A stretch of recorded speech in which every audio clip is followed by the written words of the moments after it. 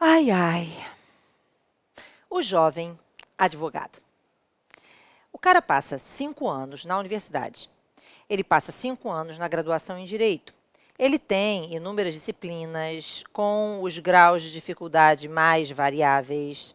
Ele tem que estudar doutrina, jurisprudência, lei, com uma inflação legislativa cada vez maior no nosso ordenamento jurídico. E quando ele finalmente termina os 5 anos da graduação, ele vai ter que enfrentar o exame da OAB.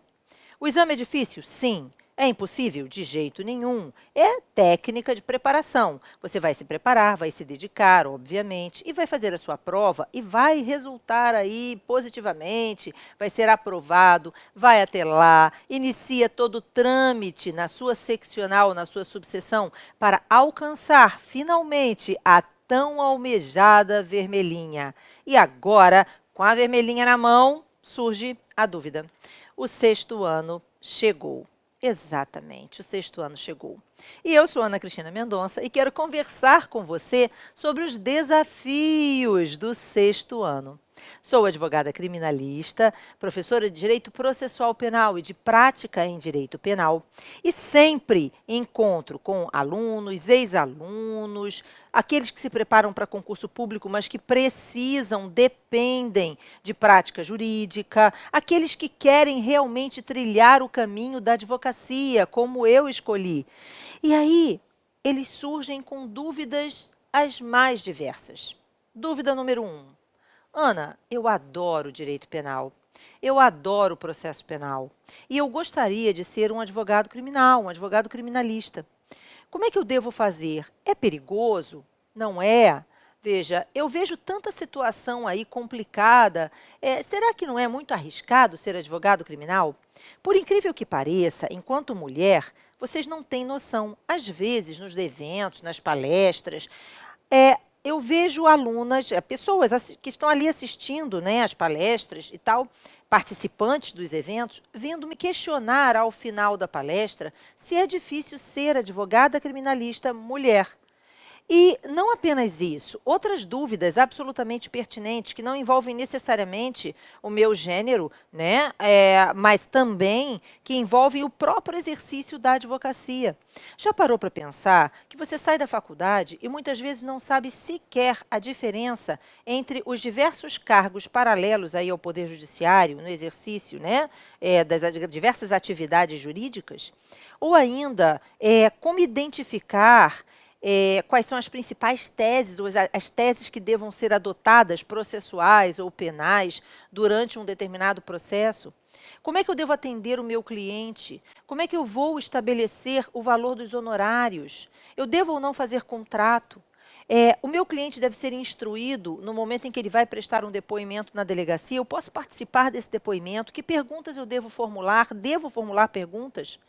Vejam, durante o processo, testemunhas vão prestar depoimento. Eu devo entrevistar essas testemunhas antes do depoimento a ser prestado em sede judicial, ou seja, durante a fase processual. Durante esse depoimento, eu devo fazer perguntas. Como são essas perguntas? Que perguntas devem ser formuladas? Como é que eu posso detectar se essa pessoa está mentindo ou não? Existe alguma coisa que eu possa fazer para identificar isso? Na delegacia, como deve ser a minha postura? Não é? Se houver um embate, seja em delegacia, em fase policial, em sede policial, ou durante o processo, como é que eu vou me desenvolver nessa situação? O que eu devo fazer numa situação como essa? Se eu estiver diante de um processo com vários réus, eu participo da oitiva do corréu, eu faço perguntas para ele, eu permito que outros advogados façam perguntas para o meu cliente deve ser instruído a respondê-las ou não. Bom, fui procurada no meu escritório e esse cliente chega e me diz que ele foi intimado para depor na delegacia, mas que ele não sabe se está sendo intimado na qualidade de testemunha, se ele está sendo intimado na qualidade de suposto infrator. E aí eu faço o quê? Eu devo ir com ele até a delegacia? Eu devo ir no mesmo dia? Não. Veja, será que tem algum mandado de prisão contra ele? Como é que eu faço para pesquisar isso? Reparem, gente, que são tantas, tantas. Despachar com o juiz, quando eu devo fazer isso? O que eu devo levar em mãos? Tantas são as perguntas, tantas. E isso me fez idealizar um curso de prática na advocacia criminal.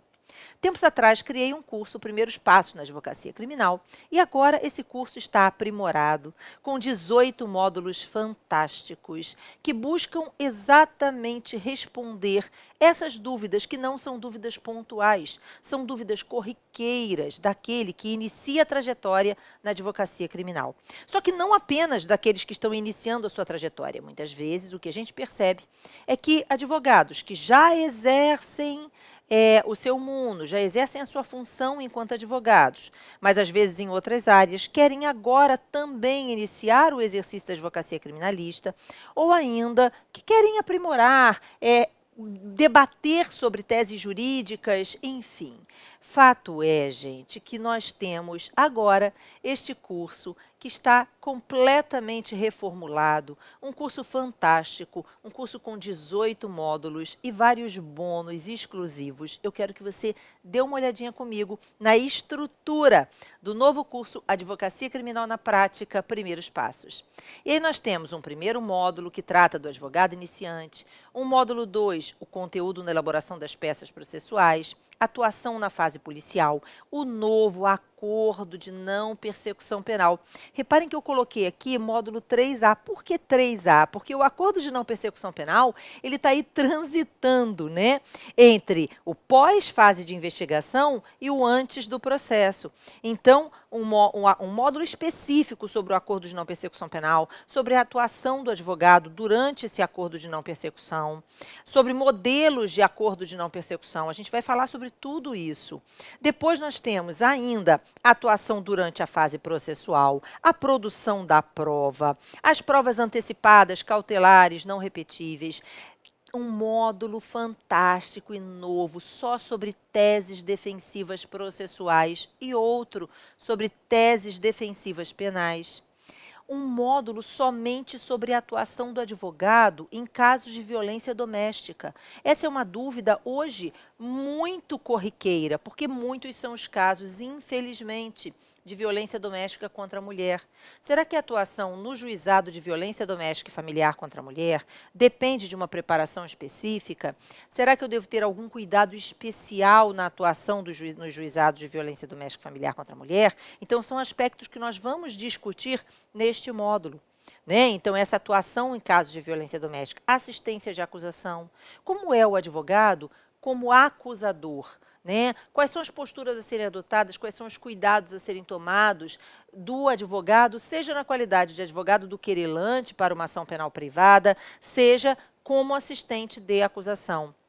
Quais são os limites dessa atuação, o que pode ser feito, quais são aquilo que é devido, não é? E os cuidados que se deve tomar hoje, principalmente em relação às questões ou posicionamentos jurisprudenciais relacionados à reparação do dano.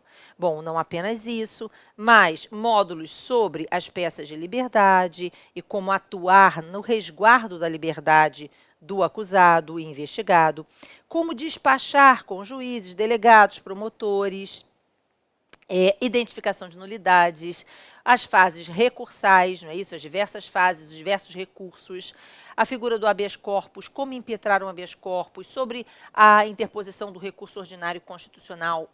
Isso tudo, gente, inclui também a elaboração das peças prático-profissionais, viu? Os recursos nos tribunais superiores, o peticionamento, e aqui entra realmente a ideia de como montar uma peça ideal. Será que a peça que a gente elabora, que a gente aprende a elaborar para a prova da OAB, é a mesma peça prático-profissional que eu vou adotar durante o meu exercício na advocacia? Será que as peças não têm aí um quê de especial? Todas aquelas teses que eu ventilo realmente para o exame de ordem serão necessárias ou deverão ser questionadas na vida real? Como é a atuação do advogado na vida real em relação a essa petição? A prova do OAB vai responder isso? Lógico que não. Isso é uma experiência prática, que depende, óbvio, de uma vivência. E o que nós pretendemos? Conversar com você todo o tempo, durante o curso, sobre tudo isso, né? O advogado e a sustentação oral. Então, todos esses módulos são os módulos principais do nosso curso, mas o principal sempre vem associado do bônus. E quais são os bônus que o nosso curso vai oferecer? O primeiro bônus, gente, é o pacote anticrime ponto a ponto. Esse é realmente um desafio. A maioria, todos nós, estamos aqui na dúvida. Como será, né, a atuação prática do advogado frente às inovações do pacote anticrime? Então, nós vamos conversar sobre isso durante esse módulo, que é um módulo bônus, com um curso completo sobre o pacote anticrime, analisado ponto a ponto, ou seja, todas as reformas analisadas ali. Além disso, nós estamos disponibilizando, e esse aqui vai ser fantástico, você vai ver todo um módulo sobre a atuação nos juizados especiais criminais. Você já reparou que a atuação nos juizados, ela muda de um juizado para outro? Exatamente. Ana, como assim muda? Muda. Por quê? Porque são vários os posicionamentos e o acordo de não persecução penal, a situação vai ser muito parecida com a da transação penal. São tantas divergências doutrinárias e jurisprudenciais a respeito dos institutos da Lei 9.099, que acaba que você, cada vez que vai a um juizado especial, você tem a corrente majoritária, a corrente minoritária e a corrente daquele juiz, daquele promotor. E aí, como é que fica? Como é que você vai agir diante disso, né? Então, é algo extremamente importante que tem que ser observado pelo advogado. Então, aquele advogado atuante, ele não pode ser surpreendido por uma situação completamente inusitada e não saber como se posicionar. Então, essa questão da postura do advogado frente ao inusitado, frente ao inesperado, frente àquilo que não está previsto, nem na lei, nem na jurisprudência, porque é uma corrente autônoma, um posicionamento específico e tal, como é que você vai se posicionar e que medidas devem ser adotadas diante dessas circunstâncias? Né? Então, tudo isso vai ser conversado no nosso curso. Além disso, marketing jurídico e também sessões de mentoria. Agora, vagas limitadas e um preço promocional por tempo determinado. De qualquer forma, se você quiser saber mais sobre o Advocacia Criminal na Prática, Primeiros Passos, entra nesse link aqui, penalcomelas.com.br, Advocacia Primeiros Passos, e eu estou esperando por você.